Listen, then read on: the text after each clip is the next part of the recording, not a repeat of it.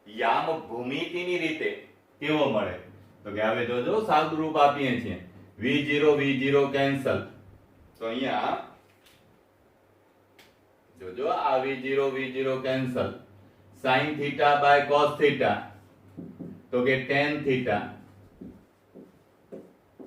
sin theta by cos theta tan theta x નો x minus 1/2 g બરાબર આનો square છે એટલે x સ્ક્વેર છેદમાં v0 square cos square theta. ચાલો હવે લખું છું ઈ સમજજો કે જેથી કરીને સરળ પડે તો કે y બરાબર tan theta into x minus આને લખું છું g છેદમાં 2 v0 square cos square theta into x square. હવે તમે ખ્યાલ છે અહીંયા કે પ્રક્ષેપ ગતિમાં એક વખત જે ખૂણે ફેંક એવી ખૂણો અચળ v0 અચળ પ્રવેગ અચળ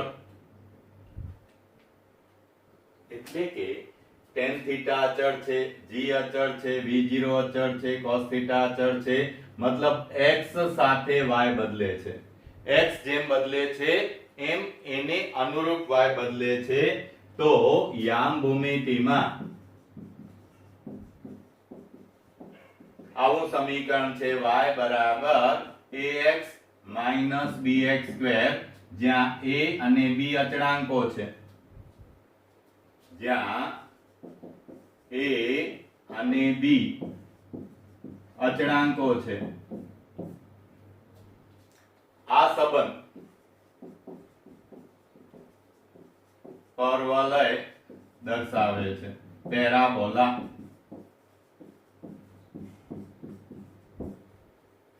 હવે અહીંયા વિચારો તો આના જેવું જ છે a જેવું કોણ છે tan થીટા x નો x એટલે કે x નો સહગુણક તો કે આયરો માઈનસ માઈનસ x સ્ક્વેર એનો સહગુણક તો કે આયરો આ અચળ છે આ અચળ છે. આમ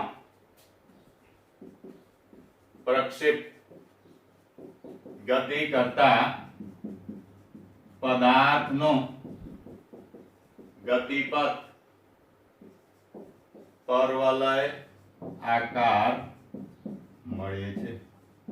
બરાબર આમ સાબિત કરી શકાય કે પ્રક્ષેપ ગતિ કરતા પદાર્થનો ગતિપથ પરવલય આકારનો હોય છે. કાંઈ નથી સાવ સહેલું છે બે પોઈન્ટ પકડી રાખવાના છે x દિશામાં અચળ વેગી ગતિ પ્રવેગ 0 y દિશામાં અચળ પ્રવેગી ગતિ અને પ્રવેગી ગતિ છે તો ત્રણ સૂત્રોમાંથી કયું સૂત્ર લાગુ પડશે તો કે d બરાબર 1/2 v0t plus 1/2 at સ્ક્વેર. બીજું ઉર્ધ્વ દિશામાં જતો હોય તો માઈનસ g અધો નીચે આવતો હોય તો પ્લસ g. બસ ગમે ત્યારે ગમે ઈ આવડશે. બરોબર છે. ચાલો જોઈ લ્યો.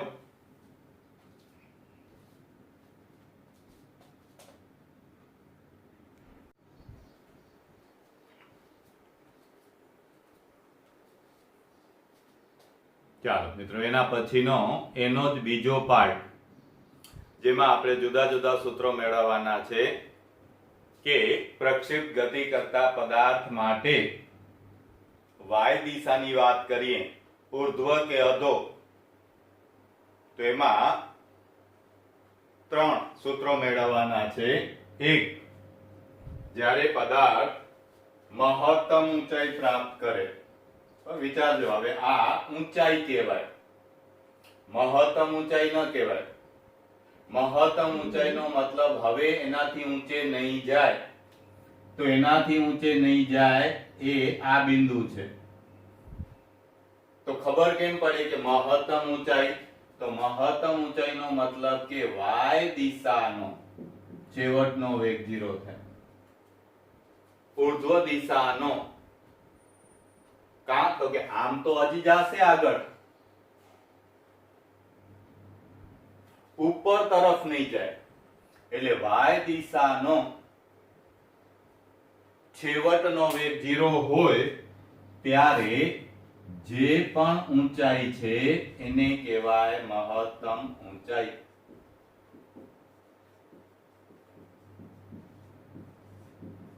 આ મહત્તમ ઊંચાઈ એનો મતલબ કે મહત્તમ ઊંચાઈ ક્યારે હોય?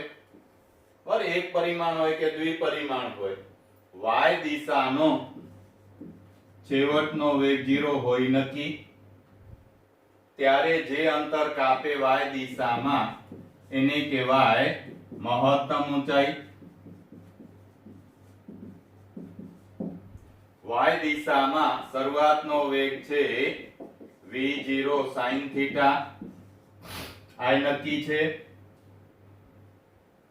હવે આ શોધવું છે મહત્તમ ઊંચાઈનું સૂત્ર. છેવટનો વેગ ને શરૂઆતનો વેગ જાણીતા છે, તો ઉર્ધ્વ દિશામાં ગતિ કરે છે એટલે y દિશાનો પ્રવેગ એ જાણીતો છે, કારણ કે માત્ર ગુરુત્વાકર્ષણ બળની અસર હેઠળ ગતિ કરે છે. આટલા ડેટા છે તમારી પાસે કે મહત્તમ ઊંચાઈ એટલે અંતર શોધવું છે, ત્યારે છેવટનો વેગ y દિશાનો 0 છે. આ બધું y દિશાનું જ છે. છેવટનો વેગ y દિશાનો 0 છે, શરૂઆતનો વેગ v0 sin θ છે, એ બરાબર -g છે. હવે તમને અચળ પ્રવેગી ગતિના 3 સૂત્રો જે છે એમાંથી કયું લાગુ પડે? v બરાબર v0 at. બરાબર, y દિશા માટે જ વિચારવાનું, કારણ કે અચળ પ્રવેગી ગતિ y દિશામાં છે, x દિશામાં અચળ વેગી ગતિ છે, જ્યારે y દિશામાં અચળ પ્રવેગી ગતિ છે. એટલે અચળ પ્રવેગી ગતિ v બરાબર v0 at, d બરાબર v0t half at સ્ક્વેર અને 2ad બરાબર v સ્ક્વેર v0 સ્ક્વેર. બરાબર, વિચારો કે આ 3 સૂત્રમાંથી કયું સૂત્ર લાગુ પડે? બરાબર, માર્જિનમાં લખી રાખવાના એટલે તરત સમજાય. શું શું છે? છેવટનો વેગ છે, શરૂઆતનો વેગ છે, અંતર છે અને પ્રવેગ છે. શરૂઆતનો વેગ છે, છેવટનો વેગ છે, પ્રવેગ છે ને અંતર છે. એટલે કયું સૂત્ર વાપરશું? તો કે સૂત્ર વાપરશું કયું? તો કે અચળ પ્રવેગી ગતિના સૂત્ર 2ad બરાબર v સ્ક્વેર v0 સ્ક્વેર પરથી ચાલો લખીએ. જો આના માટેનું સૂત્ર તો 2 ના 2, a ની જગ્યાએ શું? તો કે -g, d ની જગ્યાએ શું? તો કે h, મહત્તમ ઊંચાઈ, vy સ્ક્વેર તો કે 0, શરૂઆતનો વેગ તો કે v0 sin θ નો સ્ક્વેર એટલે v0 સ્ક્વેર sin સ્ક્વેર θ. શું અઘરું છે? કાંઈ અઘરું નથી, સાવ સરળ છે. ફિઝિક્સ જેવો સહેલો સબ્જેક્ટ જ નથી, કારણ કે એક વખત સમજવાનું છે ખાલી, પછી ગમે ત્યારે તમે મેળવી શકો. બીજી વખત કદાચ ક્યારેક 99 હોય તોય આવડે, વાંચો તો ઝડપથી આવડે, નહીતર આવડે તો ખરું જ. એટલે એક વખત એને પૂરો ટાઈમ આપવો પડે. યસ, પછી તમારું ઈ બેંક બેલેન્સ થઈ જાય. ચાલો હવે કેને સૂત્રનો કરતા બનાવશું? h ને. બંને બાજુથી માઈનસ કેન્સલ થઈ જશે. h ને સૂત્રનો કરતા બનાવીએ તો મહત્તમ ઊંચાઈ h બરાબર v0 square sin square theta by 2g. v0 square sin square theta by 2g. હવે વિચારો, આ દ્વિપરિમાણમાં ત્રીજા ચેપ્ટરનું જ સૂત્ર મારે અહીંયા બનાવવું હોય તો કે ત્રીજા ચેપ્ટરનું બનાવવું હોય તો માત્ર એક પરિમાણમાં ગતિ એટલે માત્ર y દિશામાં. y દિશામાં હોય તો એને ઘટક ન હોય તો ત્રીજા ચેપ્ટર માટે મહત્તમ ઊંચાઈનું સૂત્ર શું બની ગયું ખબર છે? v0 square by 2g. અથવા ત્રીજા ચેપ્ટર નું આવડે છે તો ચોથા ચેપ્ટર નું શું બની ગયું? તો કે એનો સાઈન ઘટક તો બની ગયું v0 square sin square theta by 2g. છે ને સહેલું? હવે મહત્તમ ઊંચાઈ પ્રાપ્ત કરવા માટે લાગતો સમય, બીજો પોઈન્ટ, મહત્તમ ઊંચાઈ માટે લાગતો સમય t મેક્સિમમ, tm. tm નો મતલબ મેક્સિમમ ટાઈમ, એટલે કે અહીંયાથી કરીને અહીંયા પહોંચવા માટે લાગતો સમય tm. તો હવે અહીંયા સમય જ શોધવાનો છે. વિચારો કયું સૂત્ર લાગુ પડશે? તો કે છેવટનો વેગ છે, શરૂઆતનો વેગ છે, પ્રવેગ છે ને સમય શોધવો છે. એટલે તો કે અચળ પ્રવેગી ગતિના સમીકરણ v બરાબર v0 પ્લસ at પરથી vy બરાબર v0y માઇનસ ay જે g છે t ની જગ્યાએ tm, vy બરાબર 0 મહત્તમ ઊંચાઈ છે એટલે માટે 0 બરાબર v0 y v0y છે v0 sin theta minus g tm. Minus છે આ બાજુ જાય તો પ્લસ એટલે g tm બરાબર v0 sin થીટા માટે સમય tm આજી નીચે જશે v0 sin theta by g. યાદ આવે છે? પહેલા ચેપ્ટરમાં શું હતું? મહત્તમ ઊંચાઈ માટે લાગતો સમય બરાબર v0 બાય g. અહીંયા v0 sin theta by g. હવે જેટલો સમય મહત્તમ ઊંચાઈ માટે લાગ્યો એટલો જ સમય પાછો આવવા માટે લાગે. આ કુલ કેટલો સમય હવામાં રહ્યો એને કહેવાય છે ઉડ્ડયન સમય, ટાઈમ ફોર ફ્લાઇટ. એટલે ત્રીજું છે ઉડ્ડયન સમય, ટાઈમ ફોર ફ્લાઇટ. હવામાં કેટલી વાર ઉડ્યો? તો કે ઉડ્ડયન સમય કેટલો હશે? તો કે ઉડ્ડયન સમય હશે 2tm. કારણ કે અચળ પ્રવેગી ગતિ છે, માત્ર ગુરુત્વાકર્ષણ બળની અસર હેઠળ છે, તો જેટલો સમય મહત્તમ ઊંચાઈ પ્રાપ્ત કરવા માટે લાગે એટલો જ મહત્તમ ઊંચાઈથી પાછા આવવા માટે. ત્રીજા ચેપ્ટરમાં આવી ગયું. એક દડાને ફેંકીને પાછો પોતાના હાથમાં 10 સેકન્ડ પછી આવે છે તો મહત્તમ ઊંચાઈ માટે લાગતો સમય કેટલો? 5 સેકન્ડ. જઈને પાછો 10 સેકન્ડ, તો ખાલી ઊંચે જવામાં કેટલો? 5 સેકન્ડ. એમ માટે ટાઈમ ફોર ફ્લાઇટ શું થઈ ગયું? તો કે ટાઈમ ફોર ફ્લાઇટ બરાબર આને 2 વડે ગુણીએ તો 2v0 sin theta by g.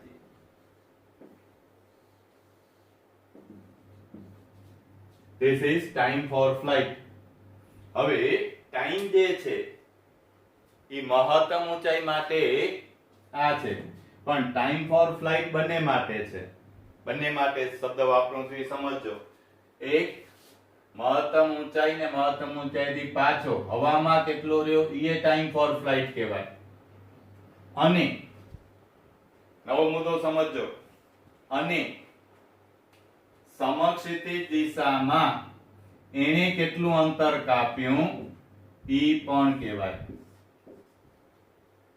જેમ કે બરછી ફેંક, ઘોડા ફેંક, તો એમાં જમીન ઉપર એને કેટલું અંતર કાપ્યું એના ઉપરથી પહેલો નંબર, બીજો નંબર, ત્રીજો નંબર. બરછી ફેંકમાં એમ ન હોય કેટલો ઊંચે ગયો તો, અથવા તો એની સાથે આમ દોરી બાંધીને ઘા કરે કેટલું અંતર કાપ્યું એમ નથી હોતું. હવામાં કેટલું અંતર કાપ્યું ઈ બરછી ફેંકમાં કે ગોળા ફેંકમાં વિજેતા ન થાય. પહેલો નંબર કેને મળે તો કે જમીન ઉપર જેણે વધુમાં વધુ અંતર કાપ્યો હોય.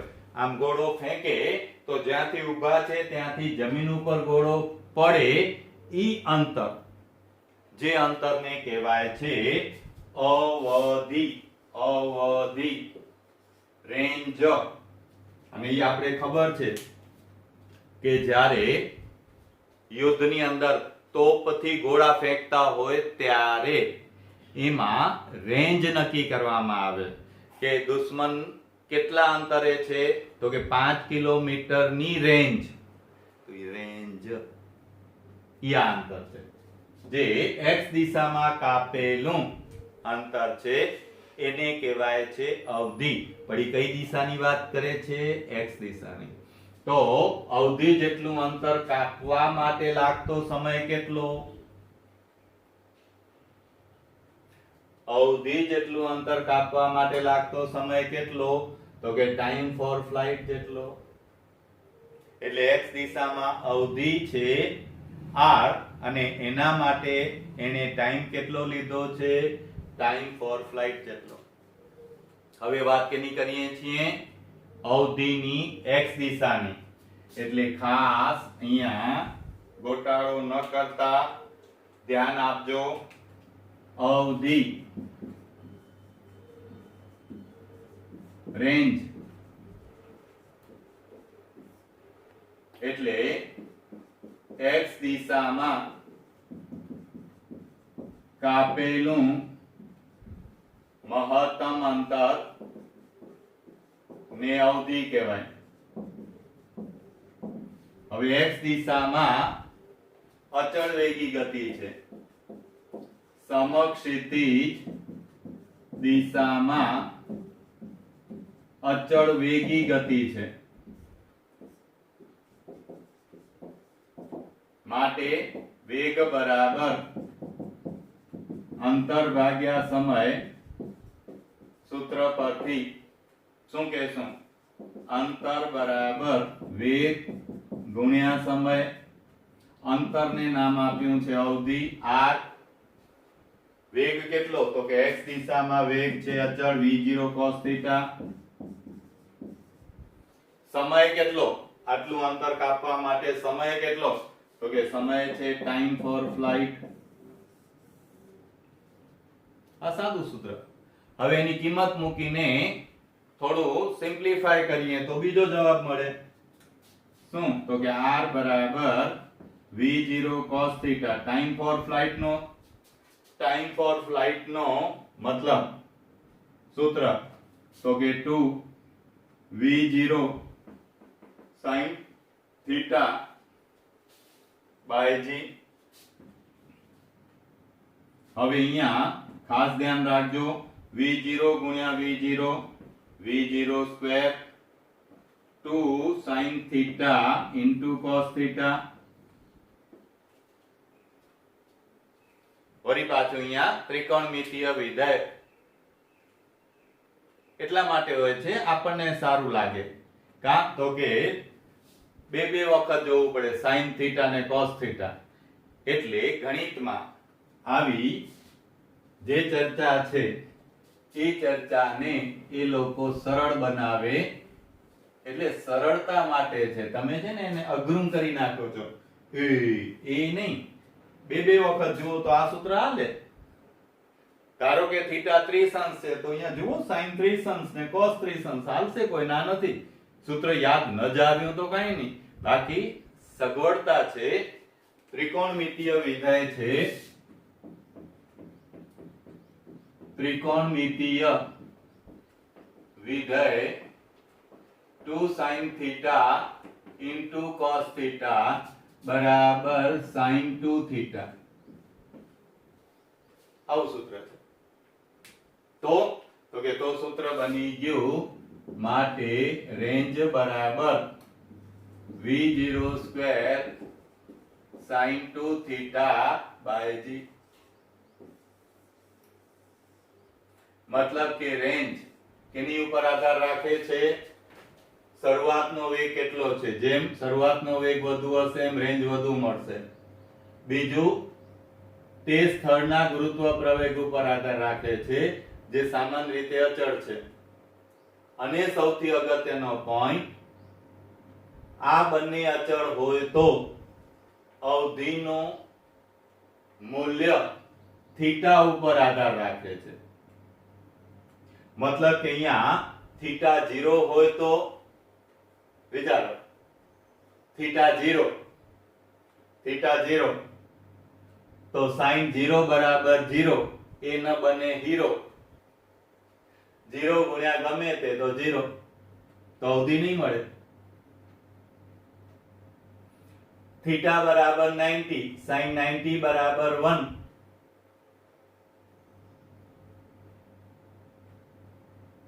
પણ અહીંયા 2 છે એટલે ઘટાડો કરશો.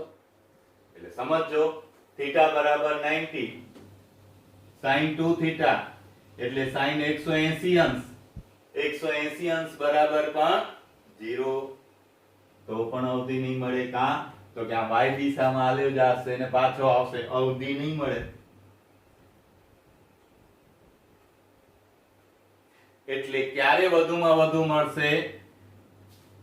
સમજો શબ્દ, આ અવધિ વધુમાં વધુ ક્યારે મળશે? તો કે જ્યારે sin 2 થીટા નું મૂલ્ય મહત્તમ હશે ત્યારે r મહત્તમ થશે. તો આ r મહત્તમ થવા માટે, મહત્તમ અવધિ માટે, ચાલો sin 2 થીટા બરાબર મહત્તમ, યાદ છે sin વિધેયનું મહત્તમ મૂલ્ય? તો sin વિધેયનું મહત્તમ મૂલ્ય છે 1. એનો મતલબ કે 2 થીટા બરાબર, આને ઊંધું અહીંયા લઈ જાઓ તો આને કહેવાય sin ઇન્વર્સ 1. ઇન્વર્સ નો મતલબ આમ ગુણાકારમાં છે તો ભાગાકારમાં, ભાગાકારના લખાય માઈનસ ઘાત વડે. કહેવાનો મતલબ અહીંયા ઊંધું બોલવાનું કે sin ના કયા ખૂણા માટે જવાબ 1 થાય?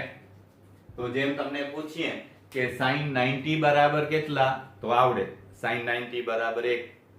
એમ અહીંયા ઊંધું, કયા ખૂણા માટે sin વિધેયનું મૂલ્ય 1 થાય? તો કે 90. તો અહીંયા આનો અર્થ થયો કે ખૂણો કેટલો આ? તો કે આ ખૂણો થાય 90 અંશ. sin 90 બરાબર 1. એનો મતલબ થીટા બરાબર 90 ભાગ્યા 2 એટલે કે 45 અંશ, અથવા તો π/4 રેડિયન. આમ જો પદાર્થને સમક્ષિતિજ સાથે 45 અંશના ખૂણે ફેંકવામાં આવે તો તે મહત્તમ અવધિ પ્રાપ્ત કરશે. એનાથી વધુ અવધિ નહીં મળે. તો તે મહત્તમ અવધિ r મેક્સિમમ રેન્જ પ્રાપ્ત કરશે.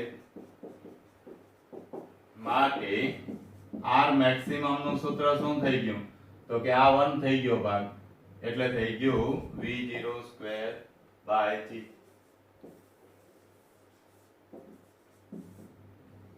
એટલે તમે જોયું હશે કે બરછી ફેંક, ગોળા ફેંક કરતા હોય ને ત્યારે આમ કરતા હોય, ઈ તમને એમ થાય કે આ પોતાના સીન મારે છે, હોશિયારી દેખાડે છે. એમ નથી હોતું. બરછી ફેંક વખતે ઈ ચેક કરે છે કે સમક્ષિતિજ સાથે 45 અંશના ખૂણે ગોઠવે છે. 45 અંશનો ખૂણો ગોઠવે તો એટલો જ વેગ આપે તો પણ એને પ્રાપ્ત કરેલી અવધિ મહત્તમ હોય. અને એના માટે સાવ સહેલું છે. મેં તમને ઉદાહરણ આપ્યું હતું, એ પાઇપ વાળું ઉદાહરણ વિચારજો. બોલ, આમ ઊંચે લેતા જાજો તો તમને નીચે જમીન ઉપર જુદા જુદા અંતરે પાણી દેખાશે. 45 સુધી